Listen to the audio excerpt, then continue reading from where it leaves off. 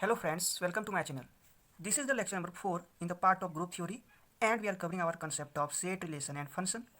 This is the last part in the concept of relation, so let's begin. In this video, we will learn about equivalence relation and a theorem. It's very important theorem which is known as fundamental theorem on equivalence relation. And lastly, we will learn about partial order relation. So first, equivalence relation. We will see the definition of equivalence relation. A relation which is reflexive, symmetric and transitive is known as an equivalence relation. So, if any relation is reflexive, symmetric and transitive is called an equivalence relation. Now we will see some examples here. Example number 1. Let Z be a set of all integers and R is a relation on this set Z. That means R is a subset of Cartesian product Z cross Z. We define this relation as the ordered pair A, B where both belongs to this set Z and this ordered pair belongs to this relation R such that A minus B is an even integer. So this is the definition of this relation. It means that if any two elements from Z such that this A minus B is equal to even integer, then we will say that A, B belongs to this relation R. Now we have to check whether this relation R forms an equivalence relation or not. So for being this relation an equivalence relation, it should satisfy reflexive and symmetric and transitive property. So we will check one by one. First, reflexive. For reflexive, we know that for all elements say A, this ordered pair should belongs to R. And we know that if any elements which is integer here minus this element is equal to 0, and we know that 0 is an even integer, that means from here we can imply that A, belongs to this relation R. So this relation is reflexive. Now we will check symmetricity. We know that for symmetricity, if any ordered pair A, B belongs to relation, then B, A, that means converse of this ordered pair, must also belong to that relation R. So let A, B belongs to given relation R, then by the definition of this relation, we can imply that A minus B is an even integer. If A minus B is an even integer, then it is clear that negative of this integer, that is negative of A minus B also an even integer. This implies that B minus A is an even integer. And by the definition of this relation, we can imply that the ordered pair B, A belongs to that relation R. Here we laid that A minus B belongs to R, and we have found that B minus B, A also belongs to that relation R. That means this relation is a symmetric relation. Now we have to prove that it is also a transitive relation. For transitive relation, we know that if A, belongs B, belong to R and B, C belongs to R, then A, C must belong to R. So for checking, let A, B belongs to given relation R and B, C also belongs to given relation R. Then by the definition of relation, given relation, A minus B is equal to even integer and B minus C also equal to even integer. And we know that sum of any two even integer is again a even integer. So the sum of A minus B and B minus C also will be an even integer. So adding up, here we will get A minus B plus B minus C is again an even integer, and by solving it, it implies that a minus c also will be an even integer. Then by the definition of given relation, the ordered pair a comma c belongs to that relation R. So this is clearly a transitive relation. So this relation is reflexive, symmetric, and transitive. This implies that R is an equivalence relation on the set, which is here set of all integer z. Now the second example is that if we say this set is set of all natural numbers and a subset which is a relation R on the set n, that is R is a subset of Cartesian product n cross n, such that ordered pair a comma b belongs to this relation R such that a divides b. Then we have to check whether this relation on n forms an equivalence relation or not. So we have to first check reflexivity here.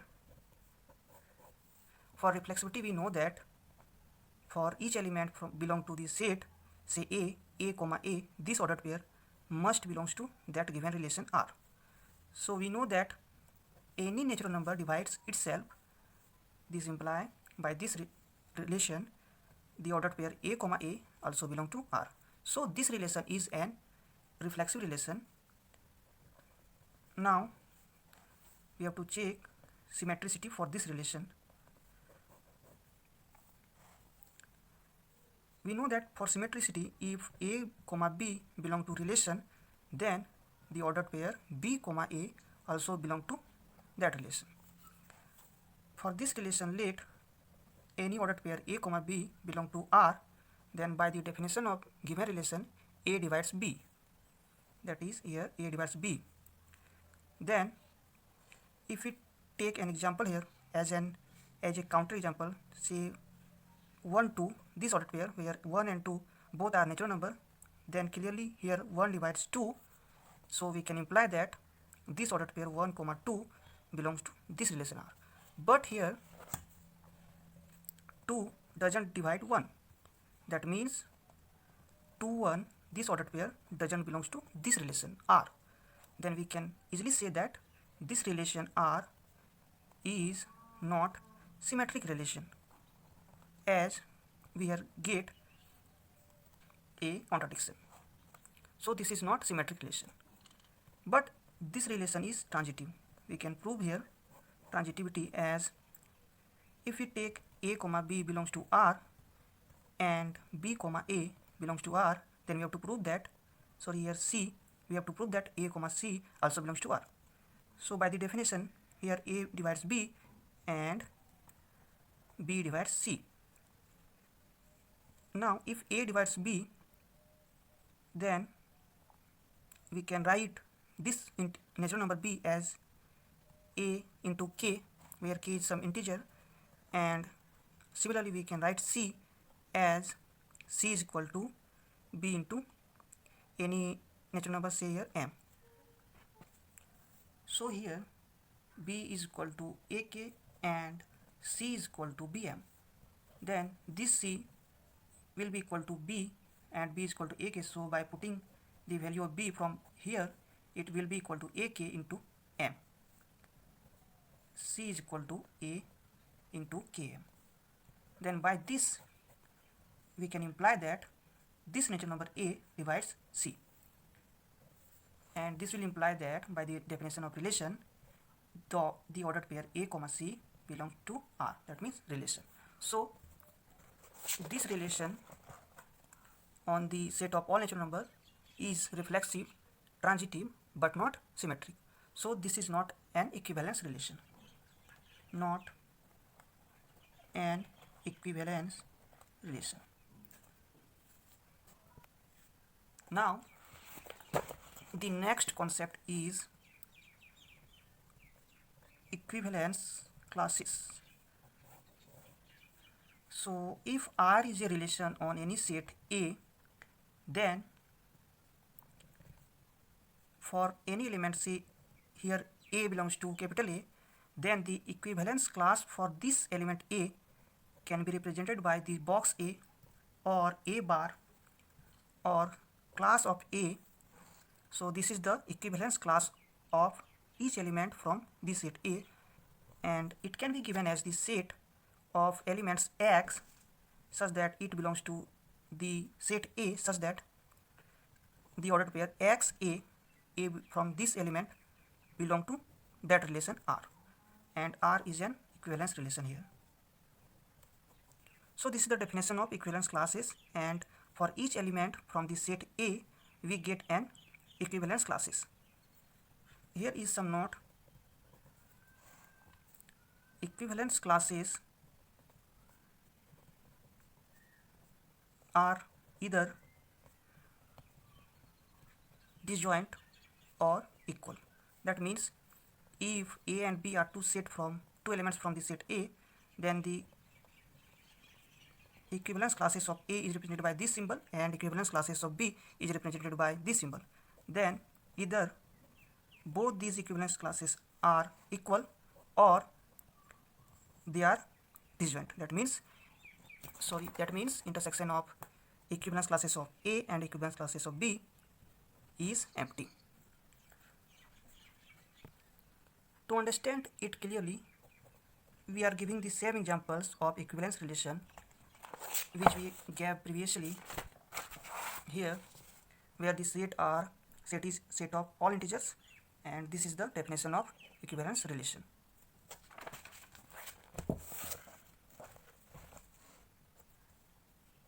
R is a equivalence relation on Z such that ordered pair belongs to relation if and only if A minus B is equal to even integer. We have proved that this relation is an equivalence relation, so we can define the equivalence classes in this equivalence relation. So equivalence classes of element 0 belong to Z can be defined as set of elements from Z such that the ordered pair X, 0 belong to this equivalence relation R. It can be equal to X belongs to Z such that X minus 0, which is equal to X, is an even integer by the definition of this equivalence relation. This is equal to set of all even integers. Similarly, to define the equivalence classes of element 1, it can be defined as X belongs to Z such that X, 1 belong to relation R. It will be equal to X belongs to Z, X minus 1 is an even integer. X belong to Z, X is equal to 1 plus even integer, and we know that if we add 1 to any even integer, it becomes odd integer. So this set will be equal to set of all odd integers. And if you take classes of equivalence classes of minus 1, then it will be equal to like this: X minus 1 is an even integer. X belongs to Z, X minus of 1 is an even integer. X belongs to Z, here it is plus 1, and if you take plus 1 in this side, then it will be equal to even integer minus of 1.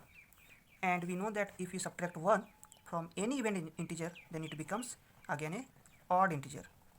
So this set again is equal to set of all odd integers. So we have here clearly see that the equivalence classes of 0 is equal to equivalence classes of 1. That means set of, here it is equivalence classes of 1 and equivalence classes of minus 1, which is set of all odd integers, and equivalence classes of 0 intersection equivalence classes of 1 is 5. That means it is equal to set of all even integer and it is equal to set of all odd integers. So if we take intersection between these two sets, then we get nothing. That means empty set. So we have proved here that any two equivalence classes are either equal or empty, that means disjoint. So now we are going to our next concept, which is quotient set.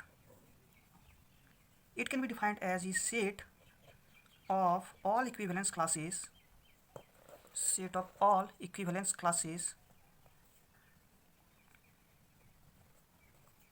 corresponding to any equivalence relation,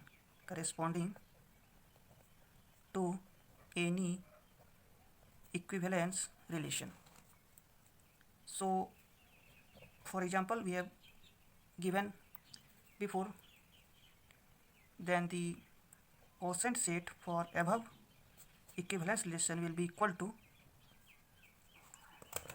we have to take equivalence class of 0 and equivalence class of 1. We will not take here equivalence classes of -1 because equivalence classes of -1 and equivalence classes of 1 are equal. So in the set we don't take repeated element. So in the quotient set of above equivalence relation, there will be only two elements, which is here classes equivalence classes of 0 and equivalence classes of 1. Now our next concept is partition of a set. If A is a set and A1, A2, A3 ... these are a collection of subsets of A, then this collection forms a partition of A if it satisfies these two following conditions, which are: any two subsets from this collection is disjoint, that means intersection is empty, and the second property is union of all these subsets must be equal to this set A. Also here all the subsets are non-empty, so this is the collection of all non-empty subsets of A, and if this collection satisfies this both property, then we will call this collection as a partition of A. Now we are going to see the theorem, which is fundamental